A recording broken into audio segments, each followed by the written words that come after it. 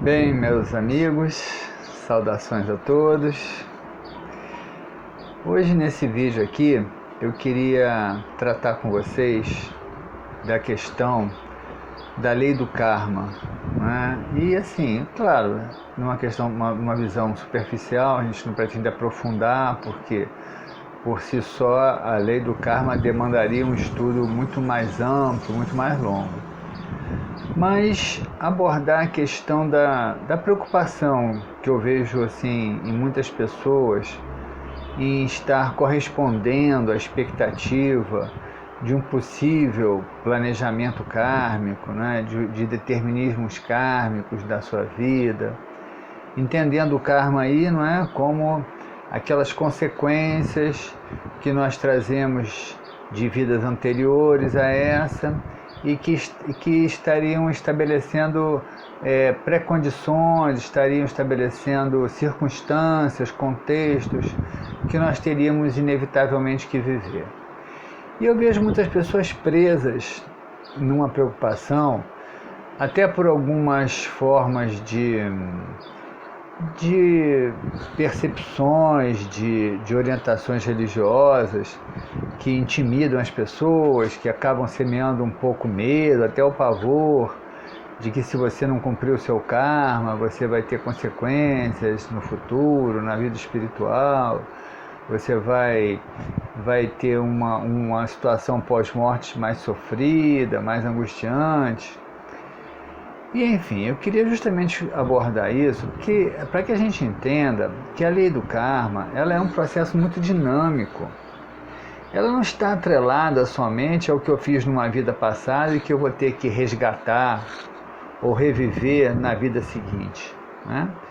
A lei do karma ela está muito mais ligada a uma ideia de sincronicidade, que determina que aquilo que você construiu ao longo de suas vidas anteriores, vidas sucessivas que você viveu anteriormente a essa, o que você viveu lá, aquilo ali se transforma em determinantes para que você tenha uma perspectiva de destino à sua frente.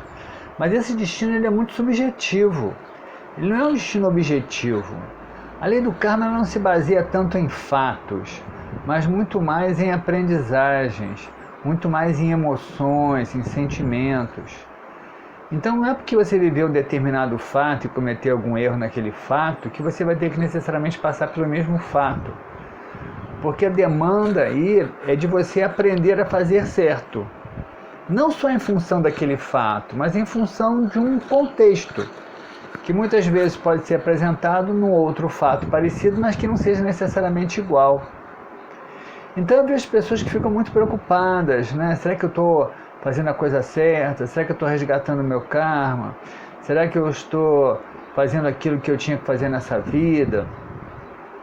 E elas ficam às vezes tão preocupadas que elas perdem a espontaneidade.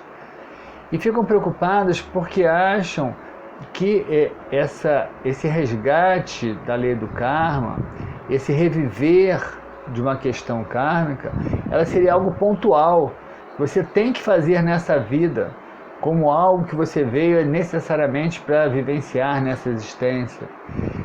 E, na verdade, essas são demandas anteriores que nós trazemos para viver em alguma oportunidade, que pode ser nessa vida, pode ser na continuação de uma outra vida, em vidas sucessivas, ou pode até nem vir a continuar a serem demandas, necessidades para serem vividas, na medida em que nós temos feito as aprendizagens que diziam respeito aos possíveis erros do passado. Então, e vejam bem, né, quando eu estou fazendo essa análise toda, eu quero salientar isso muito aqui, não é numa perspectiva religiosa não, tá? A gente está fundamentando muito a minha construção aqui, é claro, né? Tem fundamentos de filosofias religiosas, espiritualistas, até tem, mas muito na observação das vivências de terapia de vidas passadas, regressões de pacientes, muitos pacientes, centenas de pacientes, né?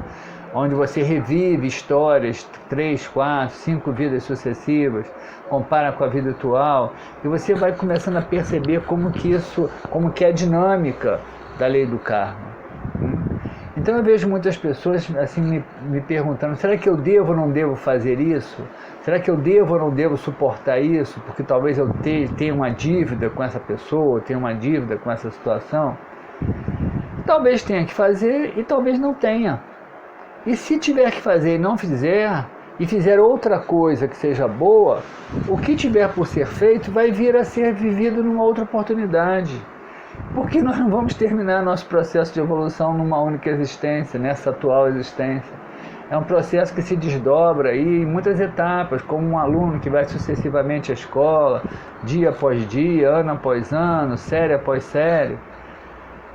Então não é um processo pelo qual nós temos que ansiar terminar, se é que existe um final para tudo isso. Mas é um processo que nós precisamos viver com alegria, com espontaneidade. E aí sim, a grande resolução da lei do karma estaria em você tentar sempre fazer melhor qualquer coisa que se apresente diante de você do que você fez anteriormente. Você tentar se tornar uma pessoa melhor do que você era anteriormente, porque com certeza você estará criando predisposições, né, que por associação, por sincronicidade, vão te levar a condições mais felizes, condições mais condizentes com as evoluções que você fez. Eu me deparei uma vez com uma situação que eu sempre conto em palestras que eu faço, né? Porque eu tinha muito aquela ideia, né? Porque as pessoas ainda têm muito essa percepção religiosa da lei do karma como a lei de talião, né? O dente do dente, olho por olho. Eu fiz ali e eu vou pagar aqui. E na verdade eu comecei a perceber pelas experiências de terapia de vidas passadas, de regressão, que na verdade não era bem assim. Eu uma vez me deparei com uma paciente, foi a primeira vez que eu comecei a construir essa percepção, que ela me procurou com uma depressão muito profunda porque o marido a havia deixado. Eu naquela época, muito jovem ainda, né? Já um estudioso das doutrinas espiritualistas, mas assim, imaturo para a vivência prática, eu pensei logo assim, deve ter deixado o marido numa vida passada e está agora tendo que pagar. Ela tem mais é que ter paciência com isso mesmo, porque ela está pagando. Pensei eu, claro que eu não falei, né? E aí começamos a trabalhar, eu sempre começo a trabalhar através das estratégias psicanalíticas, trabalhando a vida atual dela, e aí começamos a fazer algumas regressões. E aí na vida anterior a essa, para minha surpresa, ela não tinha deixado o marido. Esse mesmo marido a havia deixado. E aí eu pensei, nossa, o marido a deixou 2 vezes. O que será que essa pessoa fez em vidas anteriores a essa para que o marido a deixasse 2 vezes? Aí fizemos uma outra regressão. Numa vida anterior, um outro marido havia ido para a guerra e nunca mais voltou, morreu. E ela definhou numa janela de um castelo, esperando que ele voltasse. Definhou ali até a morte. Naquela vida em que esse mesmo marido a deixou, que eu falei agora, ela também deprimiu e continuou largada numa cama, morreu deprimida, melancólica, esperando ele chegar. E aí fizemos uma outra regressão, e aí numa outra vida, né, contando com a atual, já seria a 4ª, em que um outro marido tinha saído numa tribo, ele foi para caça e nunca mais voltou. E ela também definhou ali no mato, meio que enlouqueceu, e acabou perecendo, morrendo ali pela falta desse marido. Então, ela não estava nessa vida agora, quando o marido a deixa, pagando porque deixou o marido na outra vida. Não era essa a questão. A questão agora era justamente ela não ter conseguido reagir com autonomia, com força emocional, para suportar a perda de um marido. Ela não tinha conseguido aprender o que é viver sem um marido. Porque nas 3 vidas anteriores, quando o marido a deixou, foi embora por diversas circunstâncias, ela pereceu, ela sucumbiu, ela não conseguiu assumir o seu próprio caminho. E agora ela estava em vias de fazer a mesma coisa, muito deprimida com a situação pela separação com o marido. Agora, no caso, era uma separação. Então, o que a vida estava cobrando dela não era que ela fosse punida por ter deixado o marido na outra vida, porque ela mesma nunca tinha feito isso. O que a vida estava cobrando ela, que não era, na verdade, nenhuma punição, que na maioria das vezes nunca é uma punição, é muito mais uma aprendizagem, o que a vida estava cobrando dela agora é que ela realmente conseguisse aprender a ter autonomia, a viver o próprio caminho, a seguir a própria vida, sem depender necessariamente de ter um marido ao seu lado.